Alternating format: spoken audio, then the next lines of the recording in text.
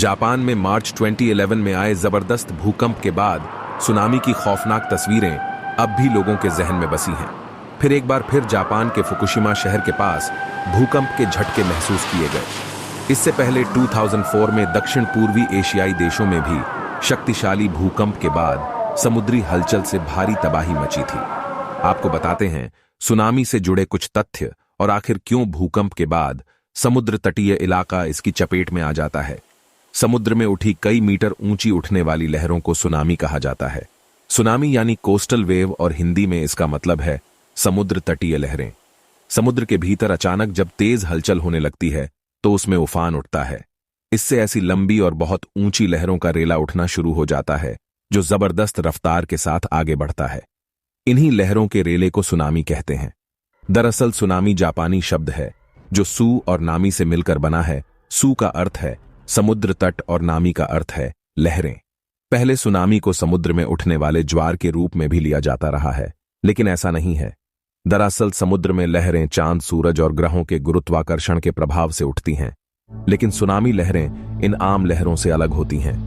कैसे उठती हैं सुनामी लहरें? सुनामी लहरों की वजह वैसे तो कई है, लेकिन सबसे ज्यादा असरदार कारण है भूकंप।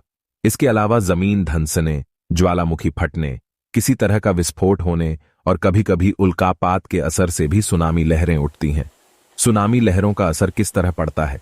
सुनामी लहरें समुद्री तट पर भीषण तरीके से हमला करती हैं और जान माल का बुरी तरह नुकसान कर सकती हैं। क्या सुनामी लहरों का अंदाजा पहले से लगाया जा सकता है? जिस तरह वैज्ञानिक भूकंप के बारे में भविष्यवाणी नहीं कर सकते, वैसे ही सुनामी के बारे में भी अंदाजा नहीं लगा सकते। लेकिन सुनामी के अब तक के रिकॉर्ड को देखकर और महाद्वीपों की स्थिति को देखकर वैज्ञानिक कुछ अंदाजा लगा सकते हैं।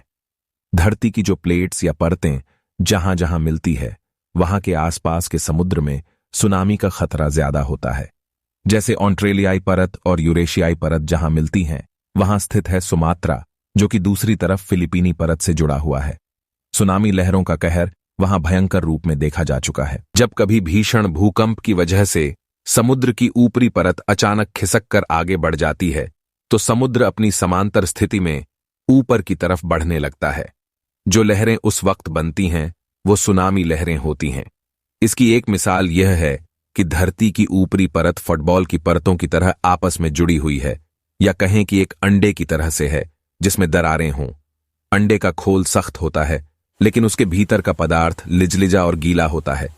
भूकंप के असर से ये दरारें चौड़ी होकर अंदर के पदार्थ में इतनी हलचल पैदा करती हैं कि वो तेजी से ऊपर की तरफ का रुख कर लेता है। धरती की परतें भी जब किसी भी असर से चौड़ी होती हैं तो वे खिसकती हैं। इसी वजह से महाद्वीप बनते हैं। हालांकि ये भी जरूरी नहीं कि हर भूकंप से सुनामी लहरें बने। इसके लिए भूकंप का केंद्र समुद्र के अंदर या उसके आसपास होना जरूरी है। सुनामी लहरें किनारों से उठने लगती हैं तो क्या असर होता है?